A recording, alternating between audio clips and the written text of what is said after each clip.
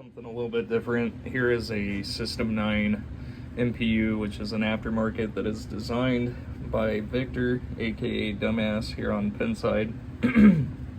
And so this board came in. It was all fully populated.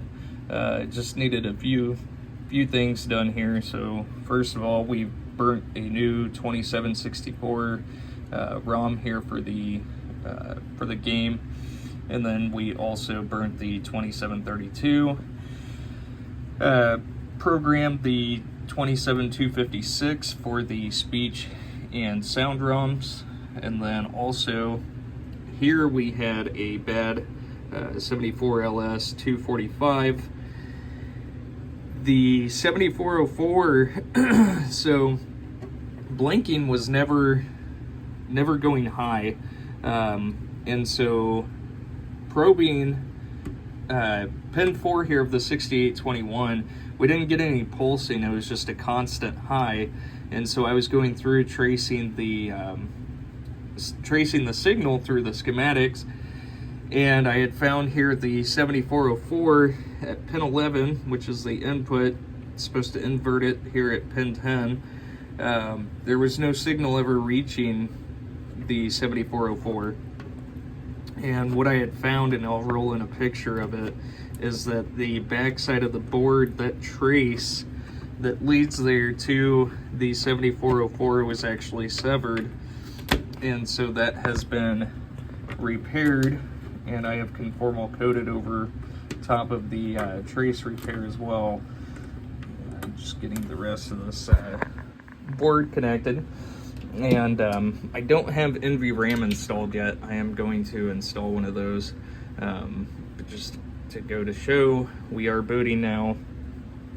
We get a 0, and I guess I can connect power to my test rigs. And so we've got the coin lockout that comes on, no other coils, and then here's the lamp matrix dancing.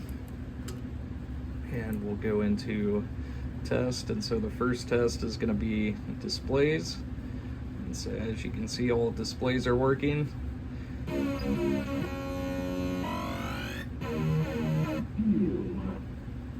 And into the sound test.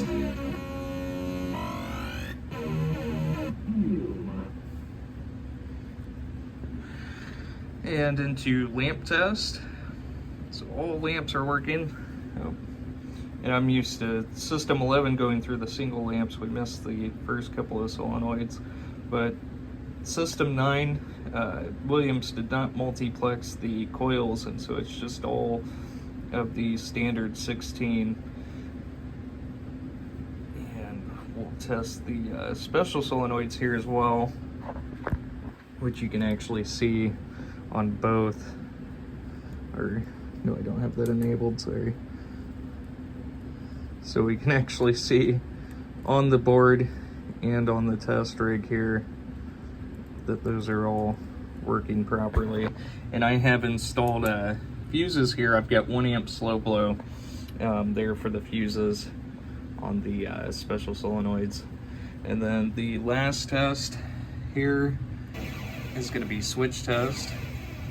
And so we're just going through testing both rows and columns, moving diagonally through the switch matrix, and the last switch that registers here in Sorcerer is switch 45, and we can go ahead and grab the rest of the rows there, which are all working correctly. And again, I don't have NVRAM installed here. I am going to install that here, and I'll also get some labels put onto the ROMs. But everything is good to go. Thank you so much.